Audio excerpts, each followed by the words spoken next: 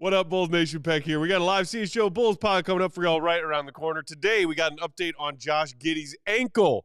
We heard some interesting things from Brian Windhorst about Josh Giddey's upcoming contract negotiations. Who's hot and who's not. Plus, how should the Bulls build their front court of the future? All of that coming up next.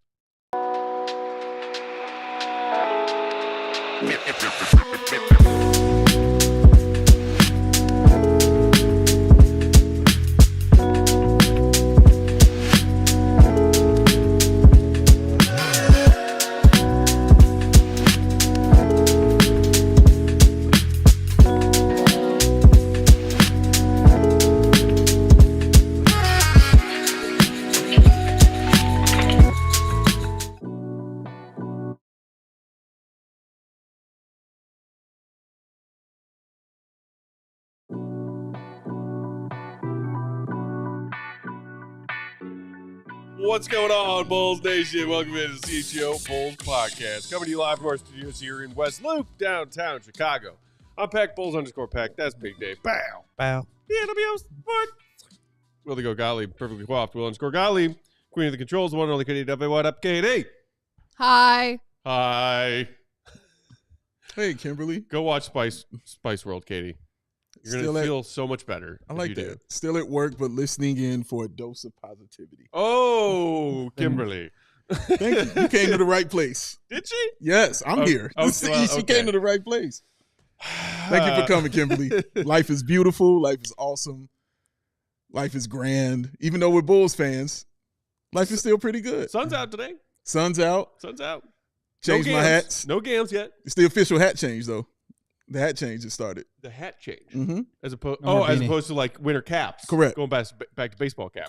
Correct. Yeah, that is true. You are a rock winter cap indoors and wherever. Fuck yes. In the winter months. Yeah, Never that's really my thing. Piece that together. Yeah, man. I always have a hat on outside if I need it, and then put the baseball cap on when I get inside. Yeah, I've noticed you're one who puts it in the belt loop. Oh yeah.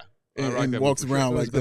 That's why I do the snapbacks. Yeah. Whereas you're a fitted guy. Oh no, I'm fitted, bro. Fitted all day. It's how I roll. So fitted hats, I love them dearly. I love my hats, man. I'm trying to remember the last time I saw Goat in One day I'll wear a hat and you guys won't. Yeah. That would be wild. One day. Let's do it. One day. I'm waiting on that day, Will. I don't know. I think when you put a hat on, you look like a tennis pro. My hair doesn't fit inside hats usually. There's too much. Really? You get just a hat with extra hair space. I got extra hair space. I can point you in the right direction. Trust me, my head's huge. My head is huge. Yeah, maybe I just need a bigger hat. Yeah, I got 8.5, bro. Like 8.14, 8.5. Head's big. Big brain, big amount of intelligence. Big head, baby. That's how I roll. Big intelligence. Big head, big brains. Some of the best intelligence. With the hands. Accordion hands. Kimberly said, happiness to Will and Peck, whether you like it or not. Well, thank you, Kimberly. We'll happily take that happiness. Yeah. Thank you, Kimberly. You know what? What are we down to? 16, 17 left? Goodness. There's some happiness for you. 80, you're better than that. Okay.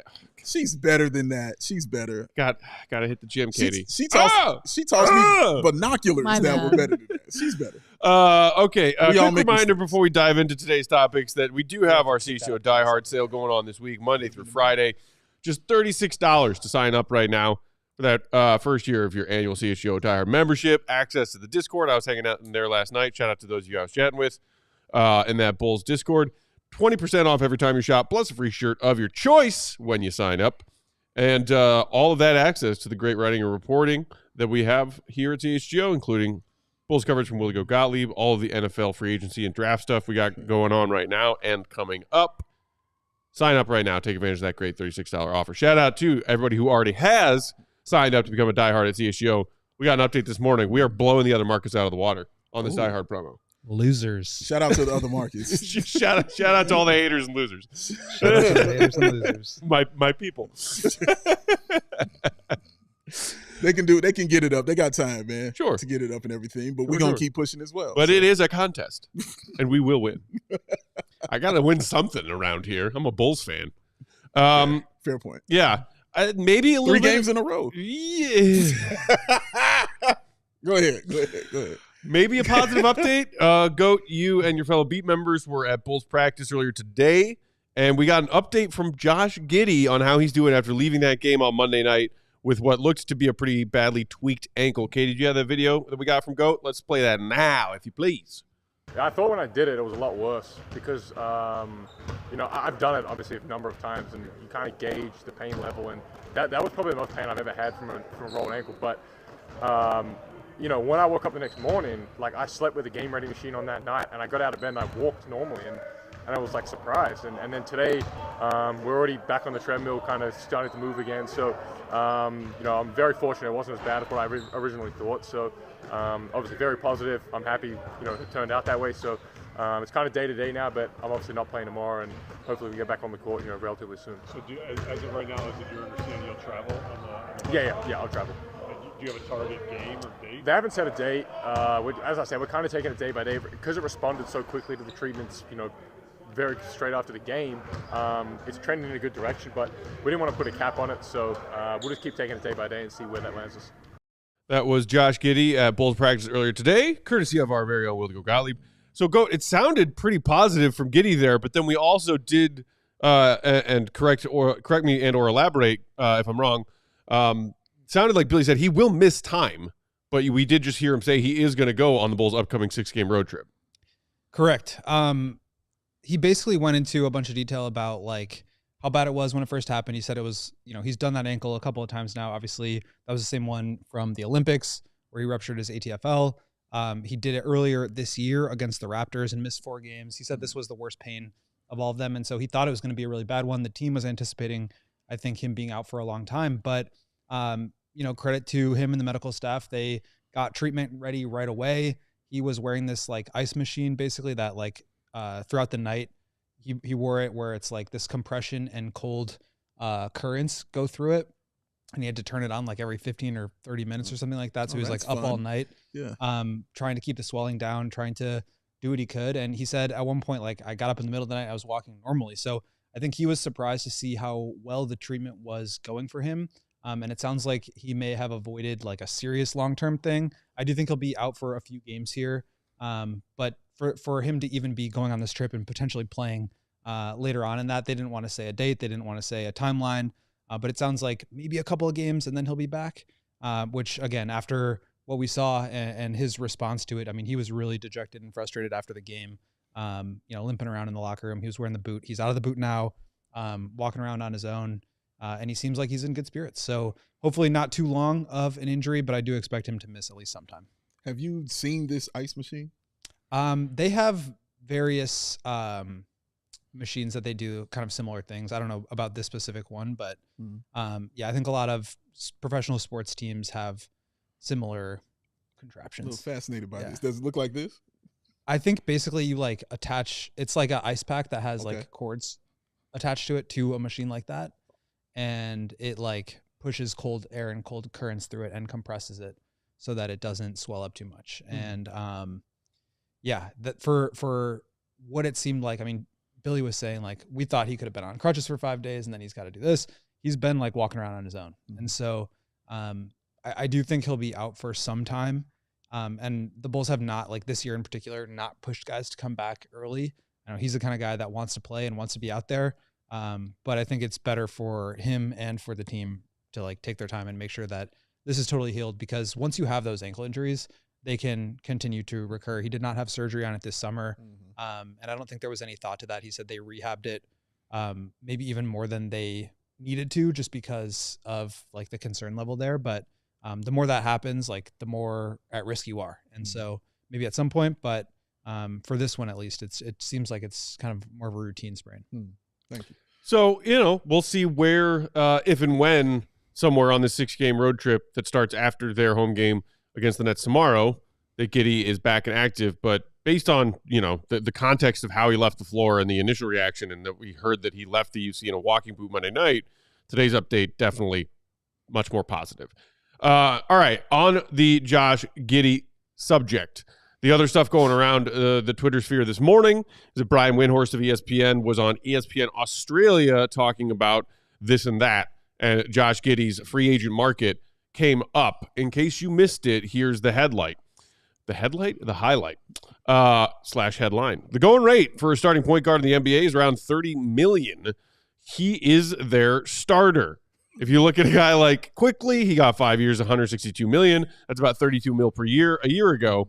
I'm sure Giddey is hoping for something like that. He's not quite the scorer or defender Quickly is, so maybe something a little less. Then he went on to also say the question is going to be, if he doesn't get an offer sheet, will the Bulls play hardball and make him come back on a 1-year contract or actually reward him? Because they have extended Lonzo Ball. The hardball thing is, I think, what most Bulls fans were engaging in discourse about today after hearing this stuff from Windhorst, because theoretically, if you want to look at it from who around the league is projected to have cap space this summer, and shout out to our ALLCITY NBA guys, they were talking about it today. It's like the Nets have a gajillion dollars of cap space, like I think upwards of $90 million. And then I think maybe the Pistons and Pelicans are the two other teams that are projected to have like 20, just north of 20 million. So you're talking about like 3 teams who have the cap space to actually go out and give Josh Giddey any kind of offer above 20 million annually. So it's not like there will be a zillion suitors for Josh Giddey who can afford to pay him what, by all reports and accounts, the kind of figure he's looking for. It's just a matter of whether or not the Bulls want to play hardball, because they do have some leverage. Yeah, they need to use that leverage. I think we're all in agreement on that. I think you go even further with that leverage. But yeah, they should definitely use whatever means it is that they have to get the best deal possible. We know that, we know that the Bulls want to sign him. We know that they want him to stay and be here. I don't think they need to play hardball about that. That's a given. But what he is going to get paid, they definitely need to play hardball with that and not get bit in the ass again by another contract that they just rushed to sign that no other team was going to pay said player. So I hope that they, take their time, because there is no rush. They have a little leverage, which is something that's rare for the Chicago Bulls as an organization to have. I talk about a lot in the offseason, Will, about operating from a position of power. So now they have a position of power that they can operate a little bit from. I just hope they don't go all in immediately from day one. And that is the complete fear. This is one of the fears Matt talks about often that he has, is that no matter what happens, the Bulls are going to show their hand, play their cards on the first hand and say, here's all the money in the world, come on back, and you get, what you get as far as a player is concerned from that. I'm hoping they don't do that. If we're taking them at their word, it doesn't feel like they're going to do that, but we'll see. I don't think they're going to just go in and say, hey, here's everything right here. I think they're going to be smart about this and, respectful about this as well. They're not going to be shrewd about the negotiations with Josh Giddey, because, like I said, they really like him and they want him to be here. But in the end, man, this is a business, and you have to make the best business decision for your team, especially financially, and for what's going on the floor. So, yeah, they're in a nice position. Just hope they don't overplay when they're in that position. Yeah, and I think the challenge is, you even see with Kobe and Io's contracts, they only signed 3-year deals, and both of those Kobe signed before he got any restricted offers. Io went deep into free agency and never even got any other offers from another team, at least that he signed, and allowed the Bulls to match. But as good as we've talked about those contracts being for those guys, they only got him for 3 years. And so now you're in a situation where Kobe has outgrown his contract in 3 years, and the extension number is going to be 140% of his final year of his contract, which is, I think, $12.5 million, $13 million. That means they're likely not going to be able to extend him. Mm-hmm. And so they're going to have to use cap space going into free agency. And then on the other side of that, you have Patrick Williams, who, again, you struck before you needed to in terms of letting another team come in with an offer sheet. You signed him to $18 million a year, which is at the time, I did not think it was that egregious of an overpay. Next year, that's only going to be 10% of the cap. It's not that bad of a contract in general. It's just that even for that contract, Patrick has underperformed it. Correct. Yep. And so there's a balance there of you got to get him for a good amount of time, but not so little time that if he outgrows it, you can't retain him. You have to get him on a number that's good, but it can't be a team-friendly deal to the point where you can't extend him if he plays well. And so I think that's the balance here. The Bulls have had some really good deals in free agency. You look at Caruso, you look at Kobe and Io. And if they want to keep these guys long-term, now you're going to have to use cap space to do it. And so with Giddey, yeah, you want to keep him long-term maybe, but you don't want to give him 5 years at too high of a number because now he's a burden. But if you give him 3 years at too low of a number, now you can't extend him and run into the same issue that you're with Kobe and Io. So we'll see what happens with the exact number. I think if you look at the way he's playing now, he's obviously earned a much higher raise than what we were talking about a month or two ago. And I think that's the question is like, how much do you value what you've seen in these last 6 weeks? And can you really feel comfortable establishing him as a primary offensive option who's going to make 20, 25, 30, $35 million a year? Can you do that and believe in what you've seen so far to where you can justify paying him that much? We got to go to break real quick, but I just did want to highlight this comment from Robert J., who said, I think sarcastically, so the Bulls should lowball Giddey. That will keep him invested and have players and agents lining up for the Bulls. I've seen that argument a lot, talking about Giddey contract stuff on Bulls Twitter.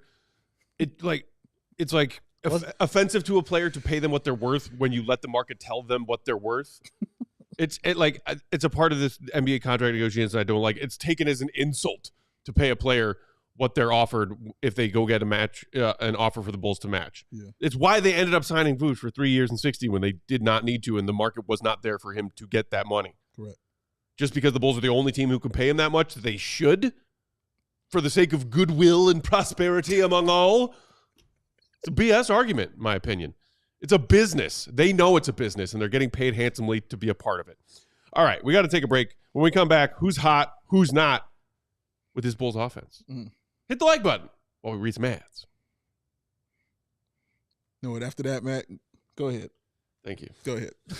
Go ahead. Yep. Right there. There it is. That's American Light, ladies and gentlemen, from Sam Adams. It's easy drinking, and it's drinking easy.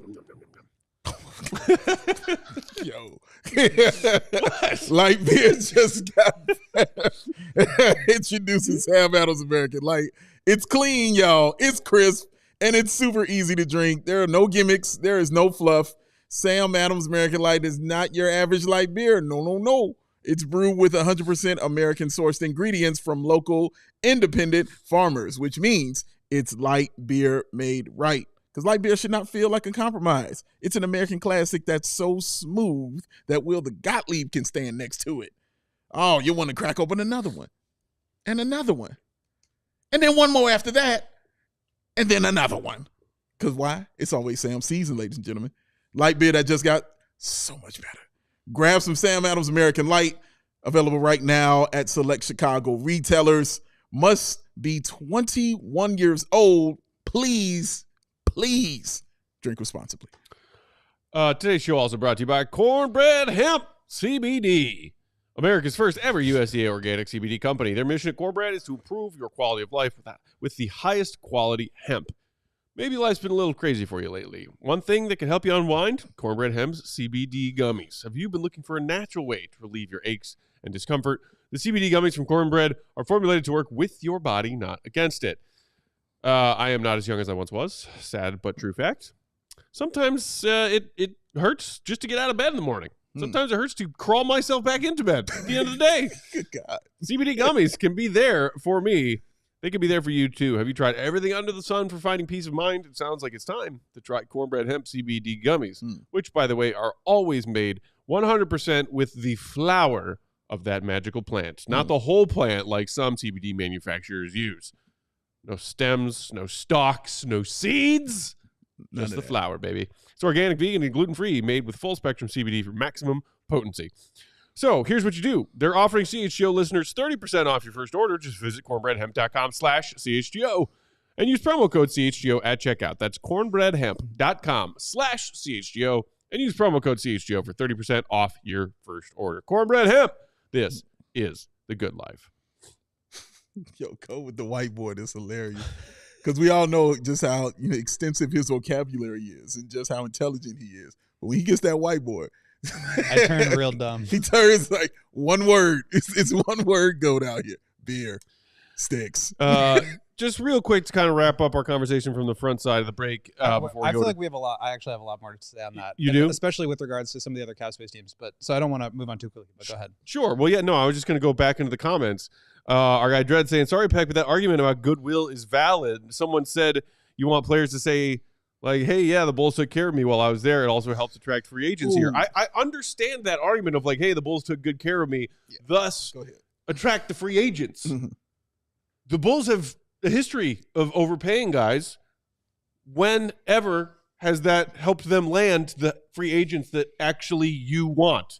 The big name, high demand free agents that can go anywhere they want to play because they're the biggest stars in the league. When has that goodwill and the Bulls take good care of me thing worked for them? Eddie Robinson. Don't worry, I'll wait. Ron Mercer. Show me the examples. List them to me. How the Bulls, because they overpay guys and have such goodwill among employer-employee relationships, are one of the big free agency destinations, despite being a big market team, despite all the franchise history and glory that you would think would attract big-name free agents, along with the big paycheck.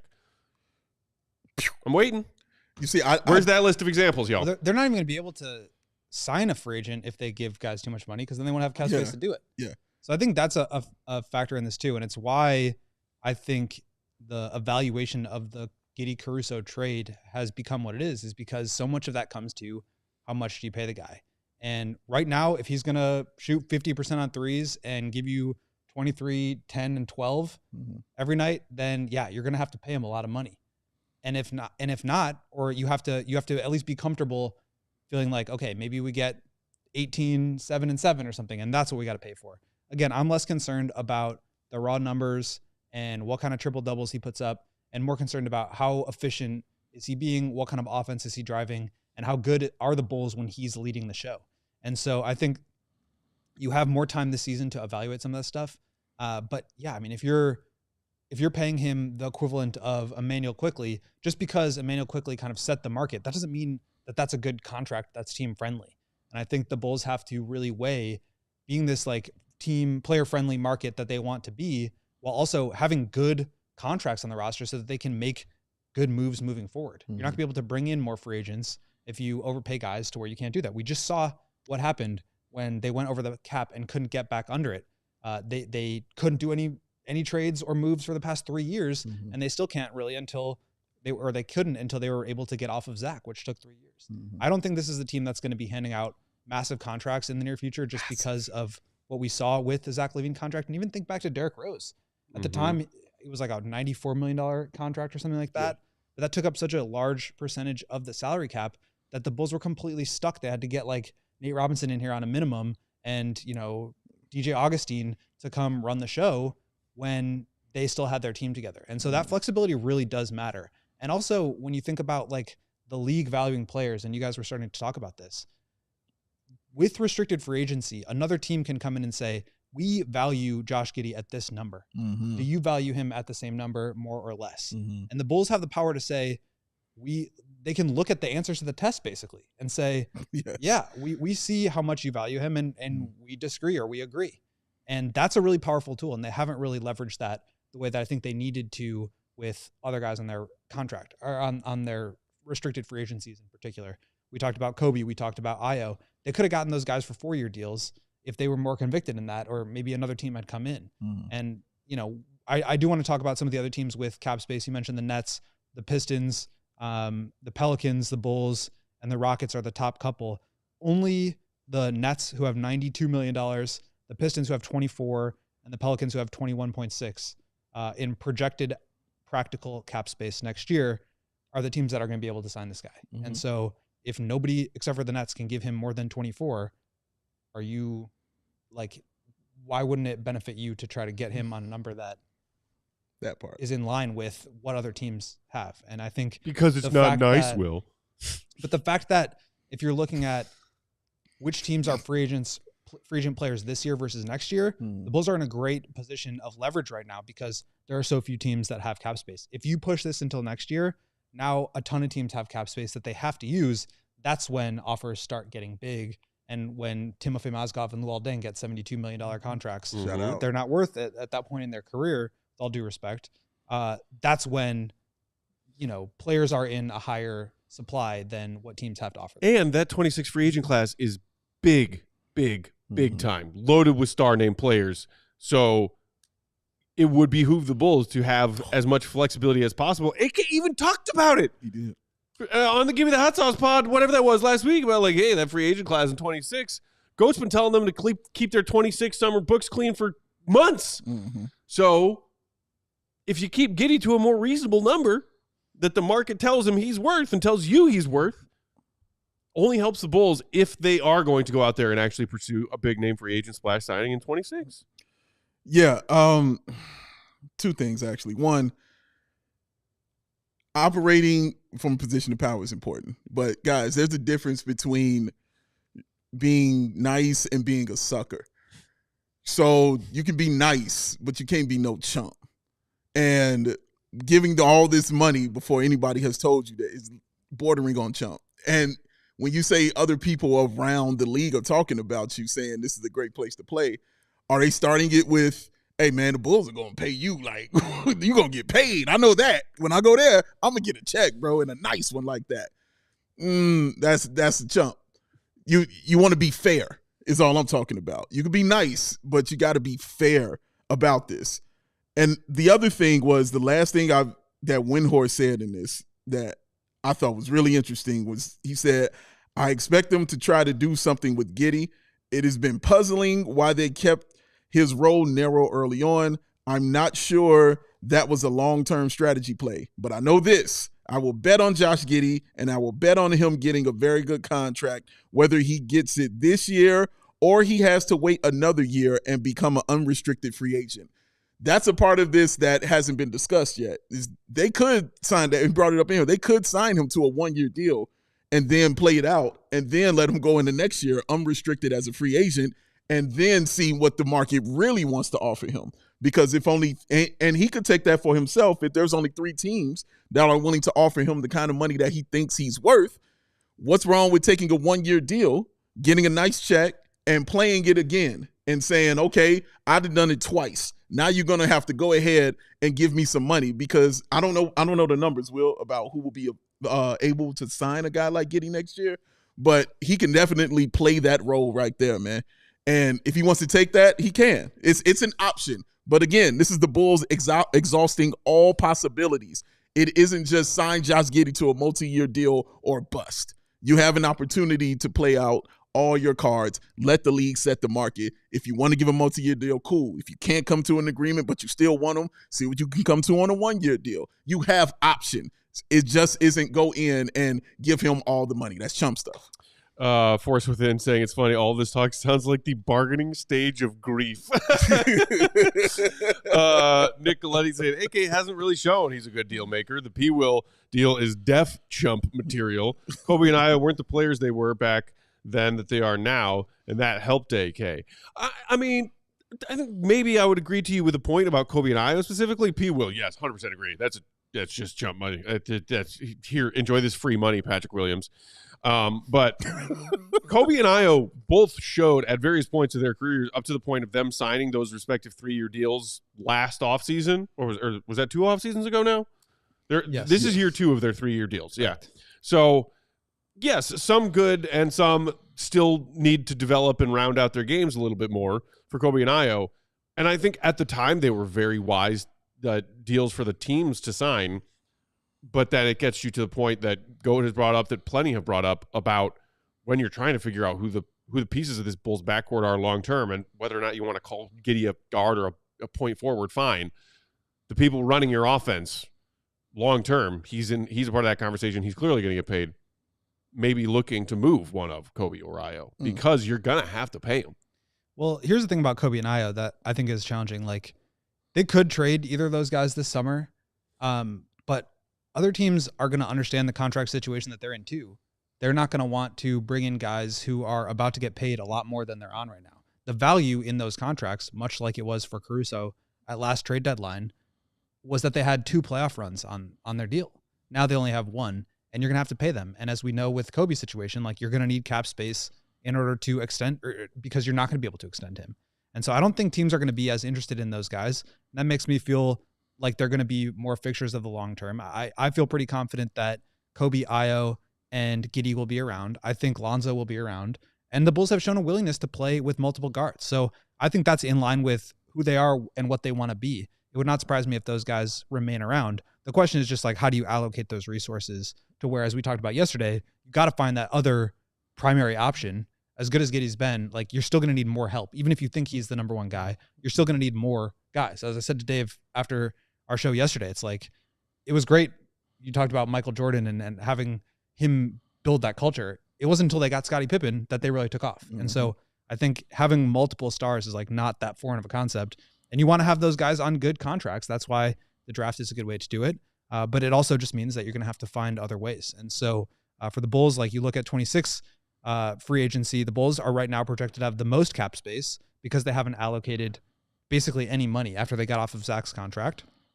$128 million for 2026. But a lot of that is going to change. But like half the league has $40 million worth of cap space that year. So, you want to lock guys in and have the core that you want to build with, but you also have to have the flexibility to go out and make the big splashes that you need to make in order to complete this group that you're building. David in the comments asking, what do you guys do to compensate being a Bulls fan? Everybody has their own methods. Hopefully you found yours. Let's take our second break right there. When we come back, this time we promise we'll get to who's hot and who's not, talk about some interesting shifts in how the Bulls are operating as an offensive team, and then still talk about the front court pieces of this whole interesting puzzle. Hit the like button if you didn't do it during the first ad break. Do it now. Here's Matt's. Ads. No matter what. Food. You like eating? Yes. Don't you? Yeah. Don't you like eating food that's already prepared for you? Oh, my God. A million times more. I mean, you just take it out, put it in, pull it out, yum, yum, yum. Or as Matt would say, here it is. I was looking at steakhouse reservations before you walked in for this weekend. Very nice. Or you can get you a couple of these Factor Meal kits, sir. Boom, and slap them in the face with that one time. Shout out to Katie. Ready to optimize your nutrition this year, ladies and gentlemen? Well, that's Factor. Guess what? Because they got chef-made gourmet meals that make eating well very easy. They are dietitian approved, and they are ready to eat, or I should say heat and eat. And guess what? 2 minutes. Dude, 2 of them things. It's so beautiful. You see? Look at the tears running down his face right now. Oh, he loves it. You can fuel right and feel great no matter what life throws you. And sometimes throws Matt a lot of stuff. 2 minutes. He's happy. Factor arrives fresh and fully prepared, perfect for any active, busy lifestyle. And guess what? You trying to lose something up off the gut? You can lose up to 8 pounds in 8 weeks with Factor Keto meals based on randomized, controlled clinical trial with Factor Keto. Results will vary depending on the diet and the exercise. But they got 40 options across 8 dietary preferences on that menu. That's somebody that does not eat peanut butter or any kind of nuts or anything like that, or doesn't eat meat. Guess what? I let Factor know. They hooked me up. Tons of shrimp. They also hooked me up when I asked meat only, please. Meat only, please. And guess what he got? Meat. Oh, oh, man, it's great. Oh, man. So eat smart with Factor, y'all. Get started with factormeals.com/Factor Podcast. And use the code Factor Podcast. Like how I said this? Factor Podcast. Yes, that's how I do it.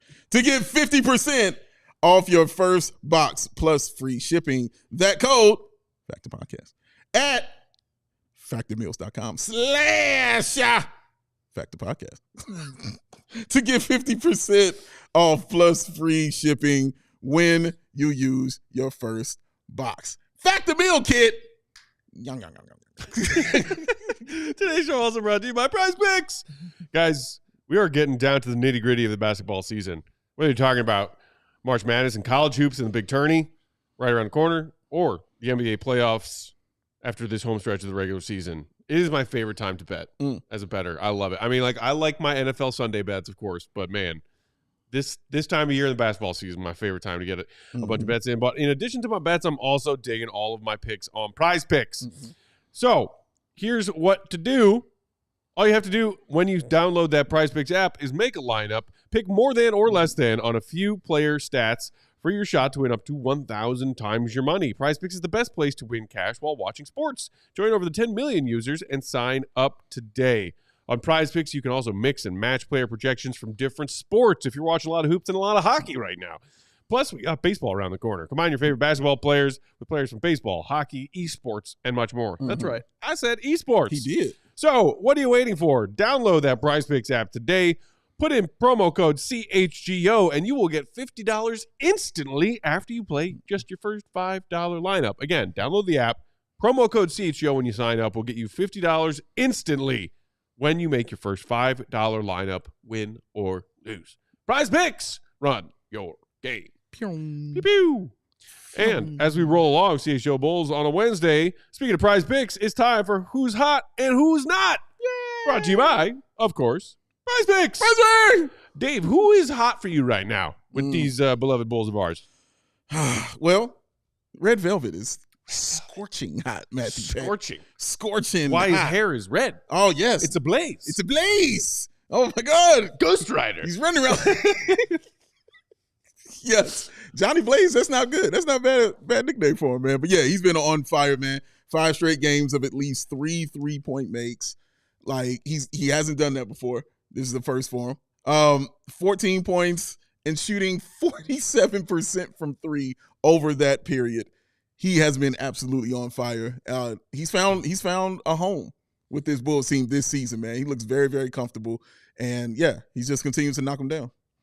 And he's also, like, coming off of a stretch where in Sacramento, he was not good. In his first couple of games here, he was not very good. And now he can't miss. And so I think this system and the way that the Bulls are playing, which we'll talk more about here in a second, is really conducive to some of these younger guys playing some of their best basketball. We've seen Zach Collins play at a really high level where he's been able to be a screen and roll guy. He's been able to keep the offense moving side to side, just screening and rolling to the basket. I think he's been really effective. You have Kevin Huerter, who you just mentioned, is shooting the lights out. You have Trey Jones, who's been fantastic as a depth point guard piece. With the way that Giddey and Kobe have this thing going, they're getting up and down. People are getting involved, and guys are making shots. And I wonder how, like, I'm trying to look it up here as we talk, but, like, how hot are they right now as a team? Because that's really, like, their shooting has been kind of insane. This is true. I'm going to look it up. Oh, look it up. Look it up. Look it up, Go. While you're looking it up, I can give you all the quick answer for who's not hot right now. And in all of her wonderful grace, Katie did say it was his first game back after a long absence. She gave Pat a pass. She did. After what we saw on Monday night. Doesn't mean we can't also just say that in that game he was not hot. At all. Man's not hot. Not at all. I mean, can you really even get hot when you only get 13 minutes? And they said before the game, Billy said, we're going to keep Pat at 24 minutes max. So that was his minutes limit, but he only played 13. Yeah, true. They were whooping their behind. Like, yeah, I'm sure that was a part of it. In fact, need him out there. But yeah, need him. 13 minutes. What do you have? 2 points? 2 points? 1 rebound? I think he had 3 turnovers. Okay, yeah, he didn't play well. Actually, I saw someone get on Katie on Twitter for that. He didn't tag her, but I did. I saw it. I'll send it to you. Trust me. At me next time. That's what loser. I said. That's what I said. Like tag her and say it to her, man. But yeah, they got him for this saying this very thing that Katie gave him a pass, because of this, and they did not feel he deserved a pass on this. But yeah, he did not play well. He didn't look super comfortable. I think after his first bucket, you were like, wow. And then you were like, that's it. That's all it's going to be. And it was. And it was. That was it. And that was all it was going to be. Grand opening, grand closing. That's it. We were done with Patrick Williams. I will adhere to what Katie said, though, because I do think him getting some more minutes. Again, I don't think you're going to see any grandiose play or anything like that from him.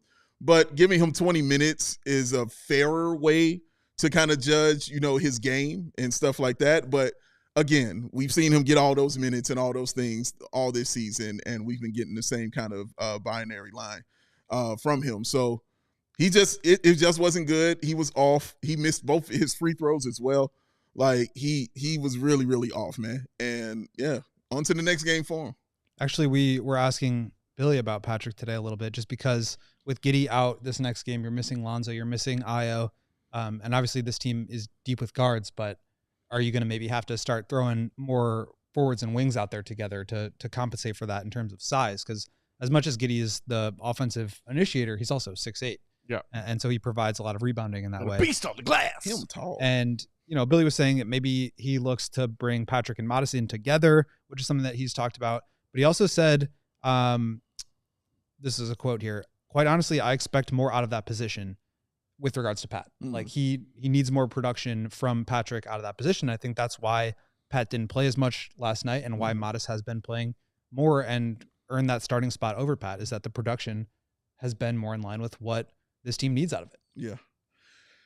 You need more. I mean, it's really that simple. You need more. He's been disappointing this season. And honestly, he still has time to show some kind of pulse this year, because they still got a play-in game that's coming up. So he's got a time to do that and find where he fits on the floor. It feels sometimes like he's still searching to find where he fits and what he should be doing on the floor. And personally, I thought the removal of a guy like DeMar and the removal of a guy like Zach would kind of, help him answer that question a little further. Yeah. And it didn't. It just raised like more questions. Well, I think the issue is that, I think what we've all been intrigued about at times throughout Pat's career in terms of his skill set is his ability to create his own shot. Sure. But I think, as we've learned, he's a very measured guy. He likes to analyze the floor in front of him. Yes. And I think, what's my motivation? Yeah. And I think that's not necessarily a bad thing, but I do think it's hard for that kind of a player to thrive in this system. I just talked about guys like Herter and Trey Jones playing well because they're quick decision makers. They get off the ball, they move it, they back cut, they get to the basket, they take threes when they're open. They're not thinking, they're just playing. And I think Patrick is very much of an analytical thinker. Yes. And he likes to map out the floor and try to, break guys down off the dribble with everything set. That's kind of how DeMar was. That's how some of the greats are. But, you just have to be at a certain point and in order to justify that kind of play style. And when your team is moving the other direction of playing faster, 0.5, make a decision, dribble, pass, shoot, get off of it, like it's a hard thing to fit into. And so I think in some ways, without DeMar and without Zach and without Vuce in some of these games, it's actually been harder for Pat. Wow. Even though there haven't been the other guys who are dominating the ball. It's just that this, I don't think, really fits his style of play. To be fair, I've seen this the second kind of offense I've seen him in where he still didn't really come through and fully succeed like he should. So I've seen him in both, and it's still been kind of the same. But to your point, it wasn't like this bad. Yeah, and I'm not saying like there's other styles that the Bulls need to play to accommodate Pat. I'm just saying I think it's a little bit hard for him to make good decisions. I'm with you. That's a problem. I'm with you. Nick saying, so Pat is Justin Fields in the pocket? Whether it's Pat or not, this, how the Bulls have played offensively, and you were talking about quick shots, Goat. Rob in the comments was just talking about that, and it can lead us into the next thing we wanted to touch on, because Rob said, too often on fast breaks, guys are heading to the sidelines for threes. Lately, it's been better on the break. And that's something that Katie actually has been noticing in the Bulls' recent stretch that he wanted to make note of, as we've seen a shift away from whatever, a lot of Zach and a lot of Vuce with post-trade and while Vuce was hurt, and an emphasis on Kobe and Giddey as your primary ball handlers, and still playing quickly, but not necessarily playing quickly for the sake of opening up catch-and-shoot opportunities, but getting downhill and getting to the basket. Kobe and Giddey both getting to the free throw line a lot more, getting good looks at the rim a lot more. So Go, you did some numbers on that. We got 3-point shooting on catch and shoots before and after the All-Star break. Wow. Okay. So first in the NBA with nearly 34 catch and shoot 3-point attempts per game before the All-Star break. After the All-Star break, that's down to 29.6, falling to 9th. And meanwhile, drives per game, the Bulls were at 51.5 per game, 6th in the NBA before the All-Star break, so still a top 10 team in drives per game. But now, post-All-Star, look at that huge jump. 57.4 drives per game. To the paint! First in the NBA, and Go, you said that was first by a lot. Yeah, by 2 or 3 per game. And I think this is something that Billy has talked about a couple of times here recently, of just like their 3-point attempt rate has gone down a little bit, but it's a result of them being even more aggressive at the rim on drives and getting to the foul line. And so obviously, like, as we've talked about for the last 3 years, shooting more threes is good, but you're not just shooting threes for the sake of shooting threes. You're shooting them because you've generated good offense. And I think what the Bulls have gotten into here is a stretch where they're driving a lot more, and that's diversifying how they're scoring. They're getting more points at the rim. They're getting more points at the foul line, but they're still effective three-point shooting. And obviously you're going to have nights where Kobe goes 0 for 9 and then nights where he goes 7 for 15 and scores 44. That's okay. And it helps you because you're able to generate, a foundation of points in other ways and not just relying on making the three. So I think also to that point, they had a style of offense, which was DeMar DeRozan doing what DeMar DeRozan wanted to do. And we're like, okay, well, if that's happening, there has to be two things happening on the floor. That can't be the only thing. And that's why we're like, shoot all the threes that you can shoot. You know what I mean? Because that is the NBA today. That's what it is. So shoot your threes and then let DeMar cook. Okay, that was your offense. Now it was the three-point shooting that they were predicated on to start the season. And Vooch was the guy who would be your inside presence and was dominating and doing his thing and all of that. Now, after this All-Star break, that switch has definitely come because Josh Giddey is the one with the ball in his hands. And that's what he does. Like, he drives to the bucket. Like, he's improved a lot of that. Correct. He's definitely improved, but that's what he's doing. He's getting to the bucket. He's driving to the bucket. He does this. Kobe White has also improved on this a lot because we talked about yesterday how, he's getting inside using his size and his hair to go ahead and get fouls while he's in there. So he's improved on that a lot. Ayo Dosunmu was always doing that. He was always driving to the bucket and getting there. And then what that sets up is guys on the outside who are going to be your shooters. So that's why we talked about who's hot, who's not. That's why Kevin Huerter can be a little hotter from that three-point line. That's why Lonzo Ball can sit back there and take those three-point shots. They're creating opportunities. And I don't want to forget Zach Collins either because his game is definitely interior. He'll step out and shoot a couple of threes, but he's definitely an interior guy. So they got guys who enjoy being inside, and they got guards who are able to penetrate and get to the lane.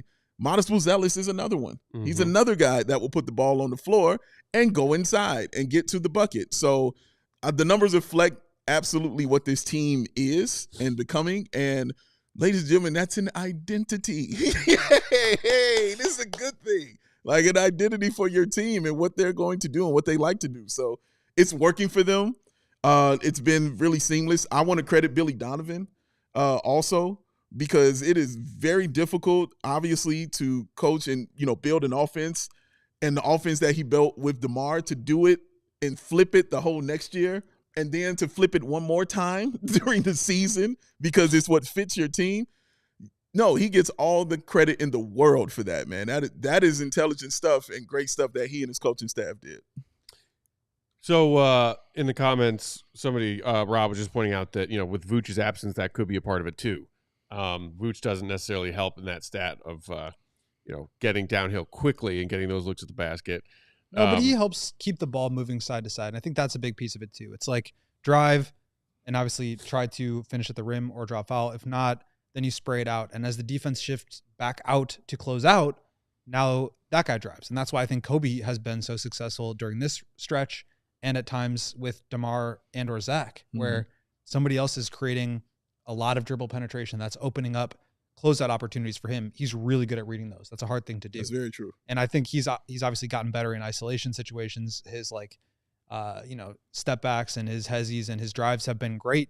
But having another guy who can do that next to you and then create those opportunities for you, I think has been really beneficial. And so, Modest is another example of a guy who can play well in that.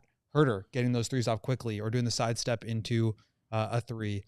Trey Jones, another ball handler. That's why Billy likes to have guards out there. Yes. Because those guys can attack off of closeouts, make good decisions, and either finish or pass it out. Yeah, and it's not just guards, like you just said. It's their style of play as the guards that they are. They definitely are getting to the rim at a rapid pace, as the numbers show you. And it also seems to have been beneficial for the newbies, whether it be Trey also getting, that action when he has on-ball opportunities, but Collins and Huerter as well. I think it's complemented their strengths. Rob saying, talking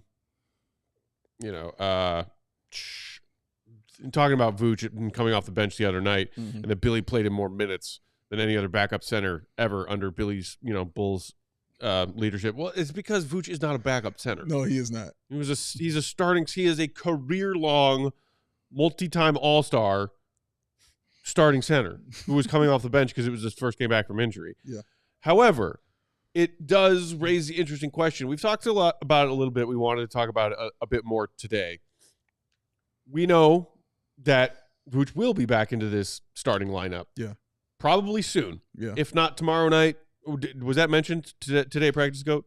Not mentioned. No. Okay. So if not tomorrow night, probably and on definitely some point on that 6-game road trip. Yeah, Billy did confirm that Vooch would be moving back to the starting lineup. Which is maybe frustrating for Bulls fans who like what they're seeing with these, extensive minutes for Collins during Vooch's recent absence, and I get that. But even if we have to just, grit our teeth and bear it, they're like, hey, Vooch is the past, essentially. We're thinking about the remaining games, what we can learn, and the future. Doesn't mean we can't have the conversation about if any of the pieces of this front court currently should be here beyond this season and for how long beyond this season and what that front court would look like, Dave. Yeah. Vooch is going to – that's not a debate. Like He'll start. He'll start. We'll get in there. And like you said, the question is, well, should it be? Kind of would it be? I'm okay with them taking their time. And this is me looking at it from their lens, from lens of we're winning basketball games. This is the lens I'm about to speak from. So, or the viewpoint, I should say, I'm about to speak from. So you're playing really well.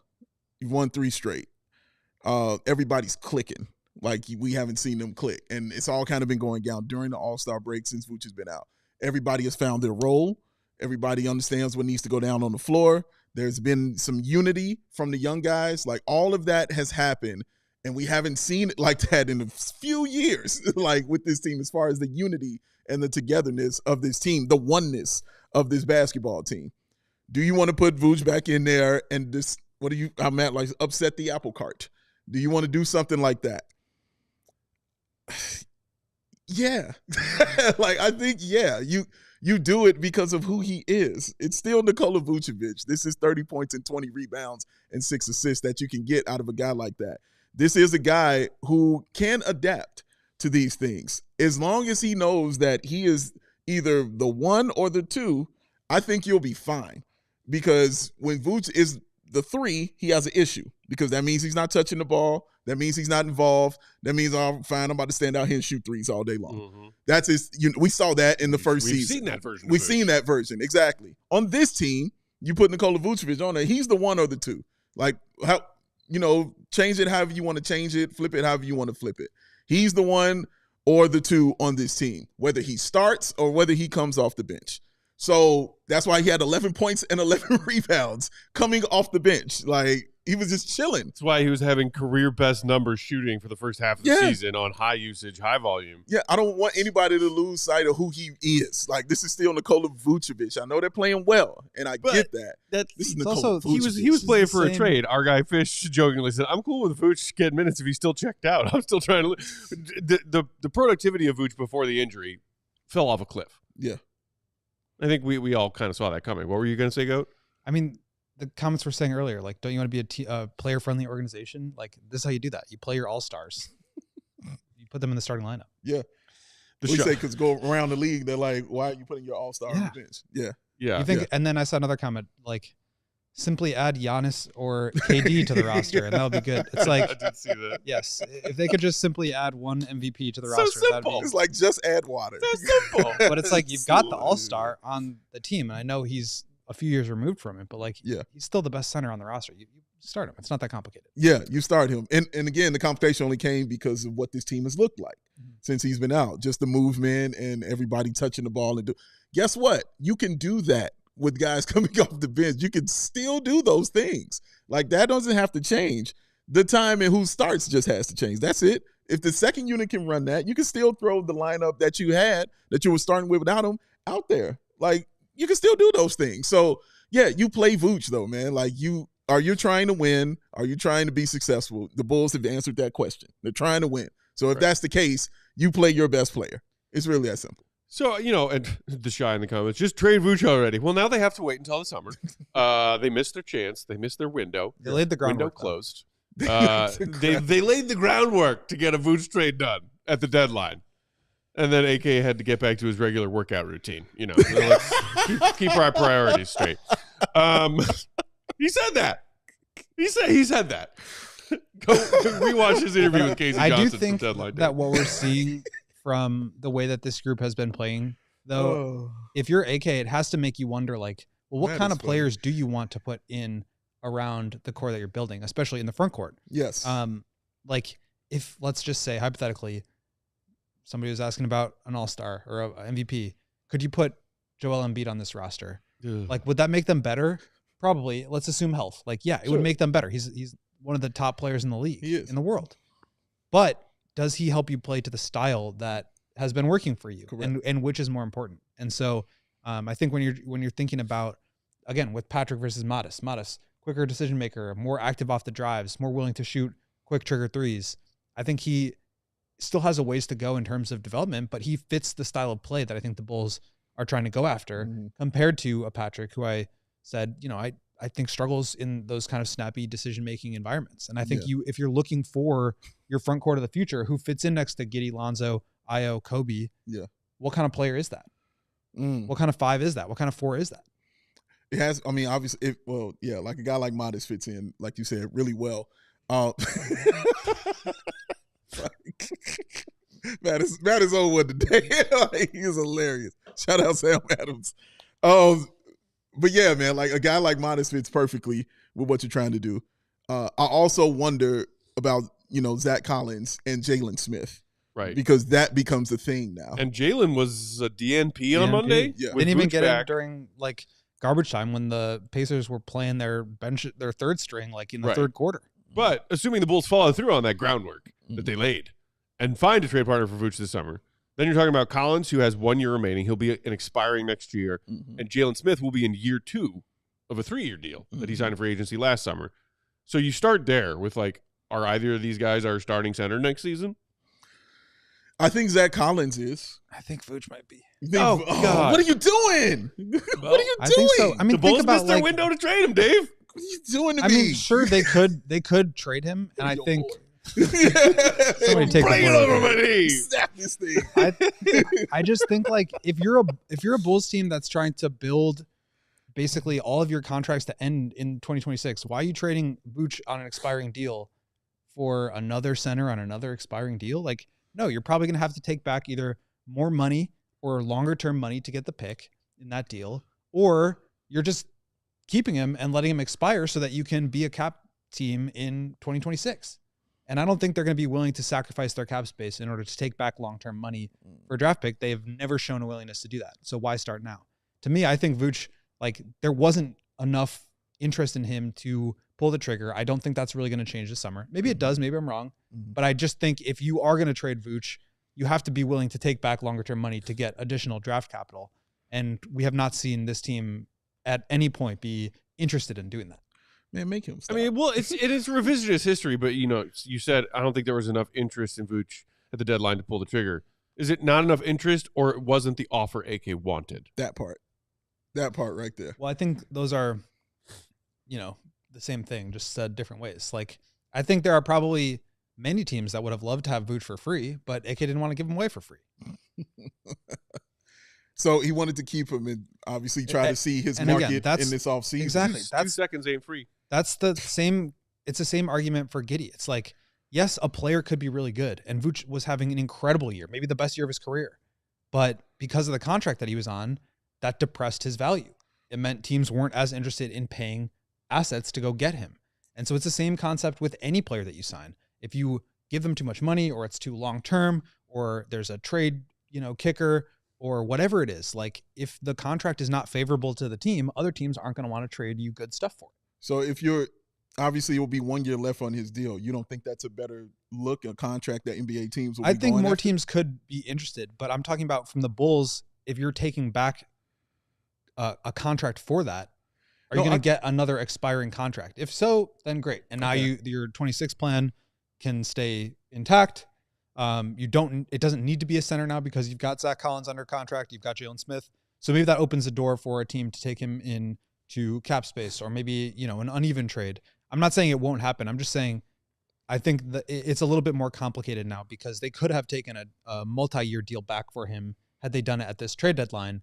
And now, if they want cap space, which it seems they do, I don't see them taking on multi-year money, which means it's going to be hard for them to get a real asset for him. And that was the reason why they didn't trade him in the first place, right? They didn't get the asset they wanted. This is interesting, man. In my head, I would feel like a guy on a 1-year deal would make it simpler. And it felt like that's what they thought when they were like, oh, we can just do this thing in the offseason. And Cody's like, hate to tell you. Matt Noonan in the comments said, let's be real. Which Kings player the Bulls trading Vucevic for? Yeah, it's got to be one of them. Shout out bonus, to the man. Come on down. The Shy said trade Vooch for some Grammy cookies. What are Grammy cookies? Like graham crackers or like cookies that your Grammy makes? I think like graham crackers. So you think it means graham crackers? You think it's cookies made by grandma? Yeah. / Grammy. Mm-hmm. Let us know which one you mean, Shy, because these are all fact. That it hangs in the balance whether or not the Bulls make that trade. The fate of the world is hanging. It's like graham cookies. Yeah, I don't know. A batch of homemade cookies from Grammy. Sold.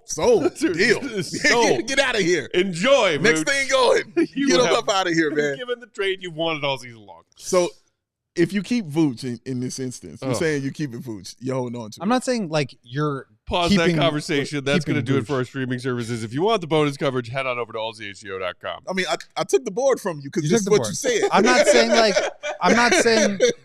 what I'm not saying is you have to like rebuff all offers that come your way for Vooch. I'm just saying the kind of offers I expect the Bulls to be able to get for Vooch are not going to be much better this summer than they were at the trade deadline, which is why I thought they should trade him at the trade deadline.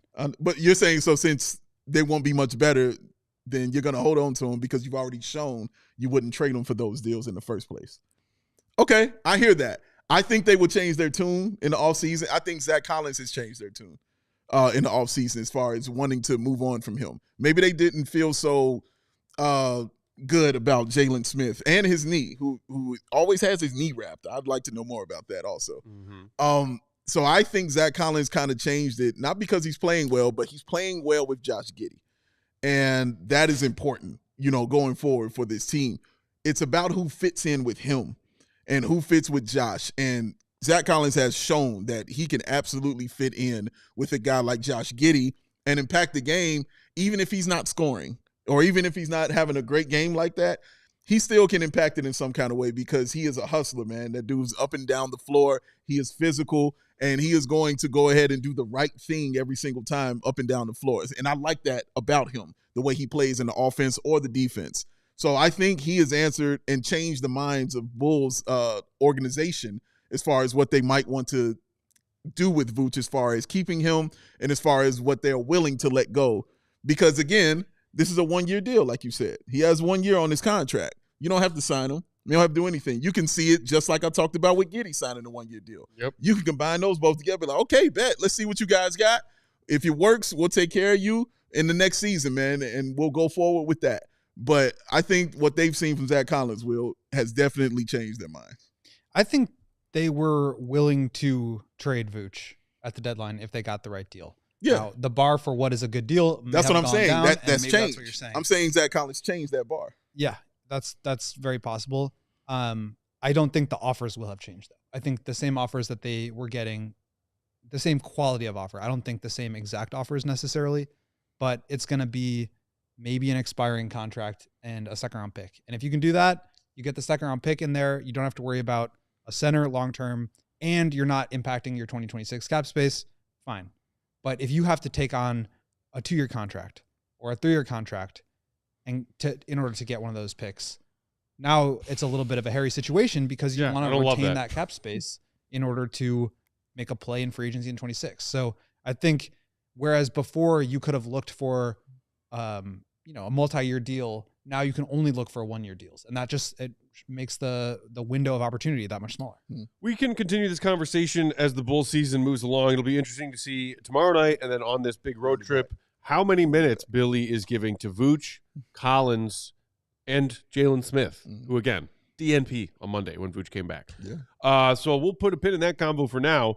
Before we get out of here, Katie, you ran a poll towards the beginning when we were talking about, Giddey and the Windhorst contract stuff. What were the results of that poll? I am not revealing the results until we get more likes. I think. Until we get more likes. Here's the thing. I thought you were saying you weren't going to reveal it because you didn't like the answer. Yeah, that's literally what I thought. No, I'm not that petty.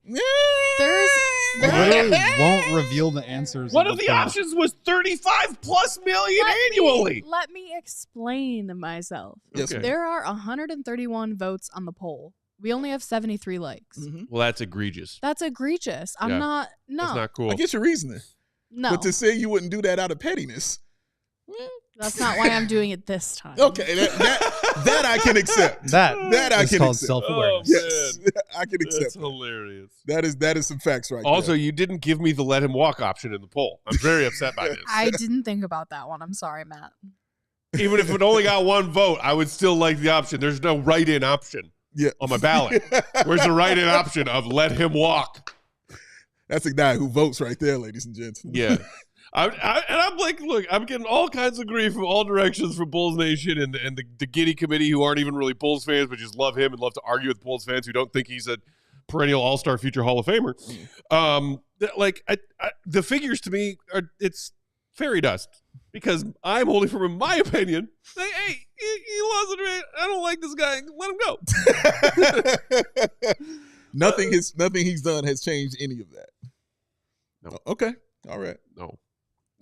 And every time I hear a new person whose basketball opinions and NBA opinions I respect join the conversation, they are on my side, and it even further validates the opinion I hold on this dude. Okay. I'm not saying he's trash.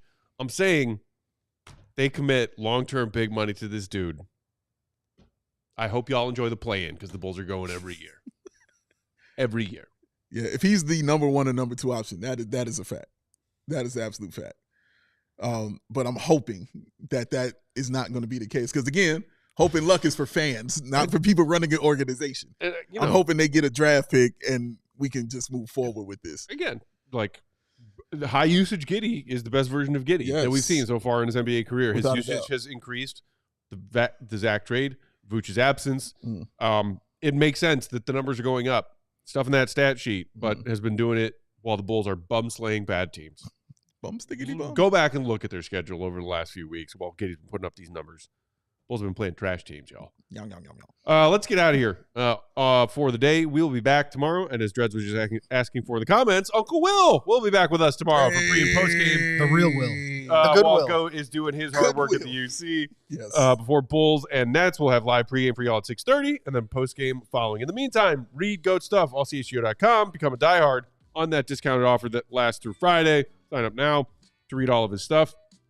Big Dave is a BAWL Sports. Goes Will _Gottlieb. Bulls _Peck. We are CHGO _Bulls. Shout out to the one and only queen of the controls, the pole master, Katie Duffy. Whoa, no, hey. I didn't hear it Matt? until I said it. Matt? The Twitter poll, the comments poll. Twitter poll. No. Pause. No. I do want to say rest in love to Oliver Miller. Rest in love to Oliver Miller, man. Somebody in the comments was talking about that too. Enjoy your night, y'all. We will talk to you 6:30 live pregame tomorrow. See you right. Be good. Peace. We all silly like the mayor.